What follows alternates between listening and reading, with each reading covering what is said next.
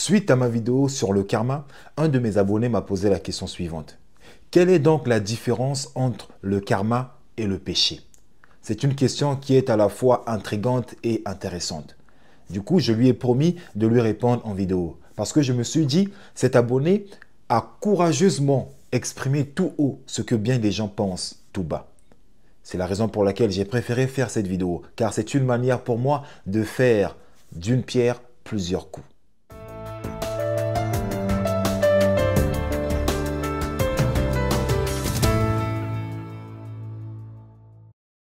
Salut à vous, très chère étincelle divine. J'espère que vous allez merveilleusement bien, tout comme moi, ça ne change pas.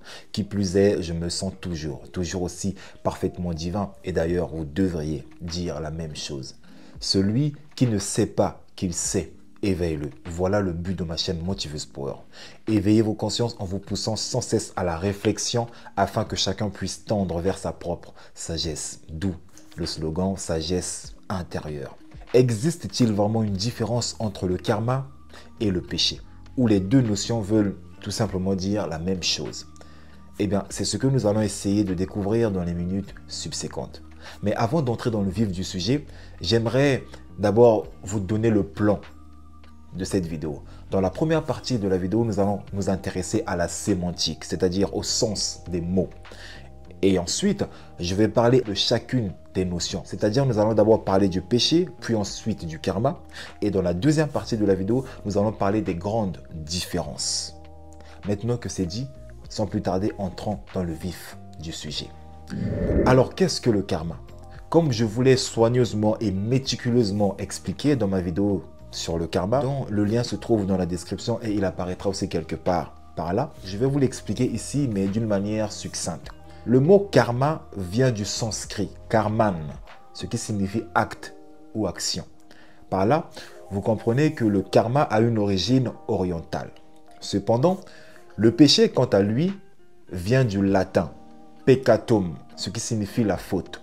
En hébreu, on parle de hatra. Je ne sais pas si je le prononce bien, hata ou hara. Je ne sais pas comment ça se prononce, mais ça s'écrit H-A-T-A avec des accents. Cela veut dire rater la cible, comme un archer qui tire et qui rate le centre. Si vous n'accomplissez pas votre mission de vie, ce pourquoi vous avez été envoyé sur Terre, on pourrait alors dire que vous avez raté votre cible. Par là, vous comprenez que le péché a une origine occidentale. Intéressons-nous maintenant à chacune de ces notions. Le péché est une histoire de relation. Le péché met en relation l'homme et Dieu, l'homme et ses semblables, l'homme et lui-même. Le péché n'est pas seulement qu'une question de faute morale, mais c'est aussi une question de rupture. On dit que vous avez péché lorsque vous vous êtes détourné de l'amour, de la vérité et de la justice. C'est là qu'on dit que vous avez en quelque sorte péché. C'est-à-dire que vous avez rompu avec Dieu, vous avez aussi rompu avec les autres et enfin, vous avez rompu avec vous-même. Et pour aller encore un peu plus loin, je dirais ceci, d'après les religions abrahamiques, c'est-à-dire l'islam, le christianisme et le judaïsme, le péché est la désobéissance de la parole de Dieu ou la transgression de la loi divine ou des commandements de Dieu. Et là, je vois venir d'aucuns d'entre vous, plus particulièrement les athées, les agnostiques et autres. Vous allez sûrement me dire, mais vu que le péché concerne la relation de l'homme avec Dieu, et vu que nous, on ne croit pas en Dieu, encore moins en ces religions dites abrahamiques, donc le péché ne nous concerne pas. Erreur, détrompez-vous. Écoutez, même sans croire en Dieu, le péché pourrait être compris comme une trahison de soi-même. Le péché, c'est agir contre sa conscience, contre ce que vous savez être juste. Vous péchez lorsque vous agissez contre votre conscience, lorsque vous faites ce que vous savez ne pas être juste. Permettez-moi de vous donner un exemple. Si vous n'aimeriez pas que les autres vous blessent, trahissent, mentent, dénigrent, et que par la suite vous blessez, trahissez, dénigrez, décevez les autres, cela signifie que vous avez fait aux autres ce que vous n'aimeriez pas qu'ils vous fassent. Et à partir du moment où vous faites aux autres ce que vous n'aimeriez pas qu'ils vous fassent, vous avez agi contre ce qui vous semble juste. Vous avez agi contre votre conscience.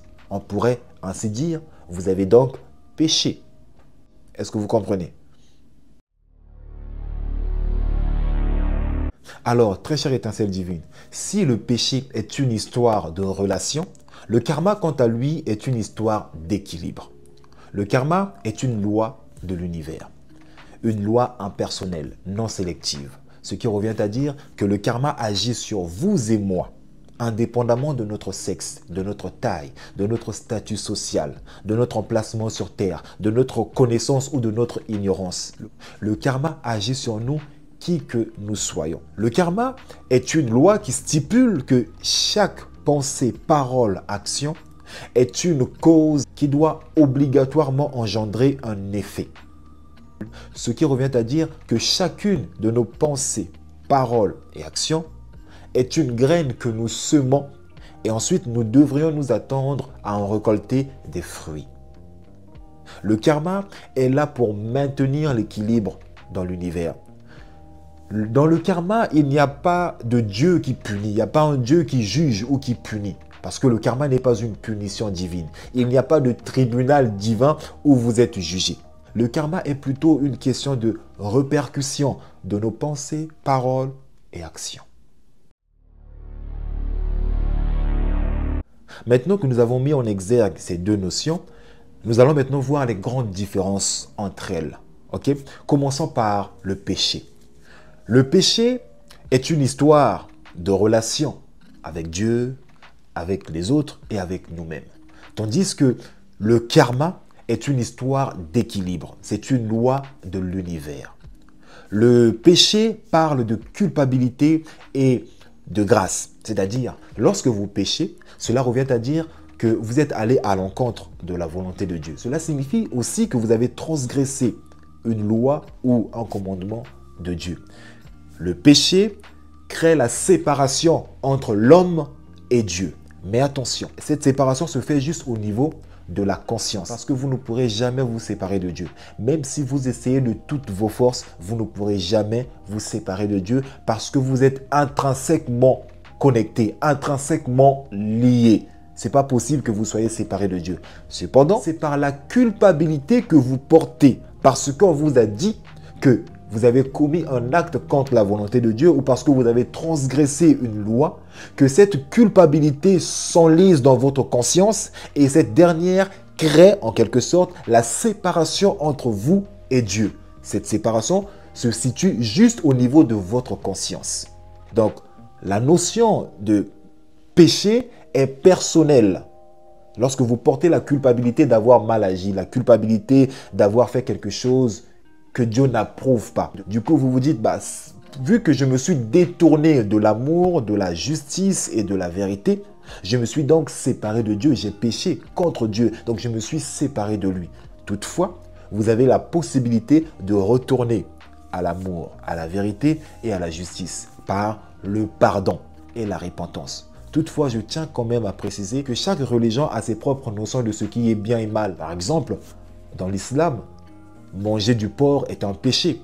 Donc un musulman qui mange du porc se sent coupable parce qu'il se dit j'ai transgressé un commandement de Dieu. Il nous est interdit de manger du porc. Donc cela signifie que je me suis séparé de Dieu. Je me suis détourné de la volonté de Dieu. Donc ce que je devrais faire, c'est confesser. Je dois me repentir afin de me faire pardonner. Mais pour une personne qui n'est pas musulmane, manger du porc n'est aucunement un péché. Dans sa conscience, il ne culpabilise pas, il ne se dit pas « mais là j'ai péché contre Dieu parce que Dieu a interdit qu'on mange du porc ». Non. Pour cette personne, elle n'en a rien à cirer. Donc cette personne ne traîne pas avec elle une sorte de culpabilité. Elle ne se croit pas séparée de Dieu. Elle ne croit pas avoir offensé Dieu d'une manière quelconque. Parce que pour elle, manger du porc, c'est comme manger une autre viande. Est-ce que vous comprenez ? Voilà pourquoi j'ai dit que le péché parle de culpabilité et de grâce. Et donc, très chère étincelle divine, si le péché parle de culpabilité et de responsabilité et aussi de grâce, le karma, quant à lui, parle d'apprentissage et d'évolution. Les deux disent presque la même chose mais dans deux langages différents. Le péché dit ceci: tu t'es éloigné de l'amour, de la vérité et de la justice. Mais ne t'inquiète pas, tu peux toujours y revenir par la repentance, en demandant pardon. Cependant, le karma, lui, dit ceci: tu as créé une cause. Ne t'en fais pas. Apprends-en la leçon et tâche de ne plus la reproduire. Car tu récolteras inévitablement ce que tu auras semé. Les deux veulent pratiquement dire la même chose, mais dans deux langages différents. Le péché met l'emphase sur ce qui vous sépare de Dieu, tandis que le karma met l'emphase sur l'intention que vous mettez dans chacune de vos pensées, paroles et actions. Le karma met l'emphase sur la nature de vos pensées, paroles et actions. Autrement dit, les conséquences de vos actes auront la même nature que ceux-ci, c'est-à-dire vos actes. Alors, très chère étincelle divine, dites-moi dans les commentaires si cela a été clair et compréhensible pour vous. Dites-moi aussi si vous êtes plutôt pour le karma ou pour le péché. Autrement dit, vous croyez plutôt au karma ou au péché? Si ce genre de réflexion ou de sujet vous a plu, n'hésitez pas à me le faire savoir dans les commentaires. Likez la vidéo, commentez et partagez-la tout autour de vous afin qu'elle vienne en aide à toutes les personnes qui aimeraient bien comprendre la différence entre le karma et le péché. Et pour finir, abonnez-vous à la chaîne et activez la cloche de notification pour d'autres voyages entre la spiritualité et la philosophie. C'était Motivus Power. Que Dieu vous bénisse.